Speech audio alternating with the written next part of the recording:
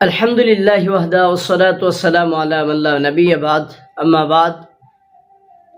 প্রত্যেকটা মানুষের কাছে উদারত আহ্বান যে আল্লাহ রব্বুল আলামিনের গুরুত্বপূর্ণ একটি মাস মাহে রমজান অতিবাহিত হয়ে গেছে।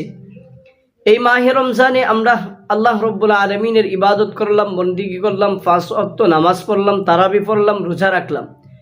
কিন্তু এখন দেখা যায় রমজানের পর, রোজার পর মানুষ এখন আল্লাহ রব্বুল আলমিনের নামাজের দিকে দাবিত হয় না। আগে যত মানুষ মসজিদে আয়াত করেন না বা যান না, ইবাদত করেন না, আল্লাহ রব্বুল আলমিনের ইবাদতে গাফেল হয়ে যাচ্ছেন। এজন্য প্রিয় ভাইয়েরা, আল্লাহ রব্বুল আলমিনের ইবাদতে গাফেল হওয়া যাবে না। আল্লাহ রব্বুল আলমিনের ইবাদত যেভাবে আপনি রমজান মাসে করেছেন, ঠিক তদ্রুপভাবে এই মাসগুলাতেও আল্লাহ তাআলার ইবাদত বহাল রাখতে হবে, আল্লাহ তাআলার ইবাদত বন্দিগি করতে হবে।